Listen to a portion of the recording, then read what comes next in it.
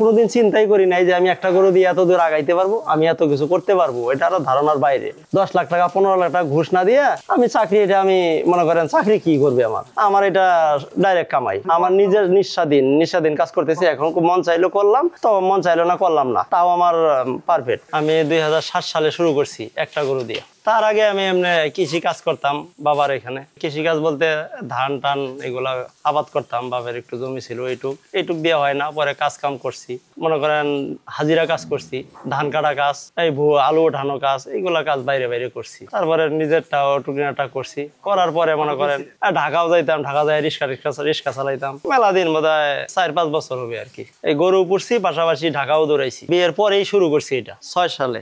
সবকিছু তখন অভাবের সংসার ছিল না, কত ভাই যেভাবে চলতে হয়, অভাবে যা হয়, দিন আনতাম দিন খাইতাম। একটু চিন্তা আসলো, অনেকেই দেখতেছি অনেক জায়গায়, মানে অনেকেই গরু টরু পুষে, দেখতেছি বাসায় আগে একটা গরু পুষতাম, তাতে দেখতাম ভালো লাভ হইতো। পরে পরিকল্পনা নিলাম, যাক যদি একটা থেকে একটু বাড়াইতে পারি, একটু বাড়াই কিছু করতে পারি। তখন আসলে দেখলাম যে একটা গরু নিলাম যখন আমি 7,000 টাকা দিয়ে, গরু কেনার টাকাটা ওই রিক্সা চালাই জমাইছি। জমানোর পরে 7,000 টাকা দিয়ে একটা গরু নিছি। একটা গরু নিয়ে, একটা গরু মনে করেন আমি 1 বছর পোষার পরে ওটা আমি 1.5 লক্ষ টাকা বেচাইছি। একটা গরু বিক্রি করে 2টা গরু নিছি। নিয়েও আমার ক্যাশ ছিল মনে করেন 30,000 টাকা। ওই ক্যাশটা দিয়ে 5 কাঠা জমি নিছি। এই জমিটা নিয়ে পরে জমিটা আবাদ করছি। জমিটা হইলো ভাতের, ঘরের ভাত হইলো। পরে মনে করেন আমি 2টা গরু পুষতেছি আর বাইরে হালকা পাতলা কাজ করতেছি। এইটুকু দিয়াই শুরু করেছি।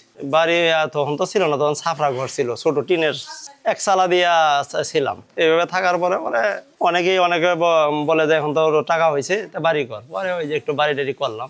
এইভাবে একটা থেকে বাড়তে বাড়তে হয়েছে, একটা থেকে 2টা, 2টার পরে 3টা, এইভাবেই হয়েছে। আর ওই গায়ের 3টা গাভী আছে, গাভী 3টা বছরে বছরে বাচ্চা হচ্ছে, তো ওই বাচ্চা দিয়েও বাড়তেছে কিছুটা। 2টা করে প্রতি বছর 2-1টা করে বাড়তেই আছে।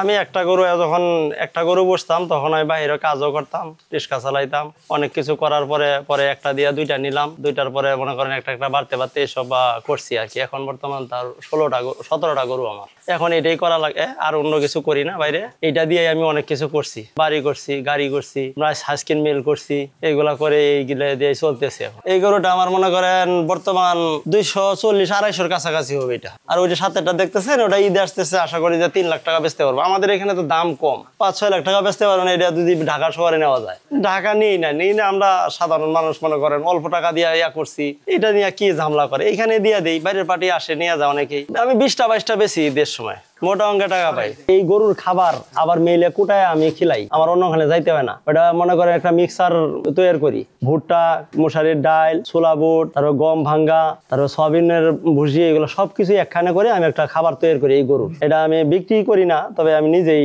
তৈরি করি, নিজের গরুর জন্য আমি এটা চালাই। সারাদিনে গরু পিছিয়ে যায় আর কি। আমি অন্য কাজ করি না, তো মোটা অঙ্কের টাকা পাচ্ছি, হাতাচ্ছি, আর মাসে মাসে আমি একটা গরু বিক্রি করে টাকা হাতাইতে পারতেছি। অন্য কাজে আমি পারবো না। তো তাই দেখেন আমি সবকিছুই করছি, এই গরুর জায়গা করছি, করছি, সবকিছুই কমপ্লিট। আল্লাহর রহমতে সবল আছি, আল্লাহর রহমতে সবল। আমি এখন বর্তমানে আমি সবল খাওয়াই, আল্লাহর রহমতে ভালোই। কোরবানি ঈদে কি আছে যেগুলো আছে, আমি 11টা গরু বিক্রি করবো।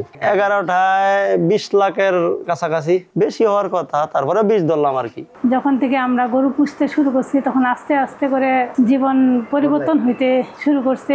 এখন অনেক দূর আগায় গেছি আমরা, আল্লাহর রহমতে। এখন ইচ্ছা মতো চলতে পারি, যা মন চায়, যেটা চাহিদা সেটা পূরণ হয়ে যায়। আগে সেটা হইতো না আর কি।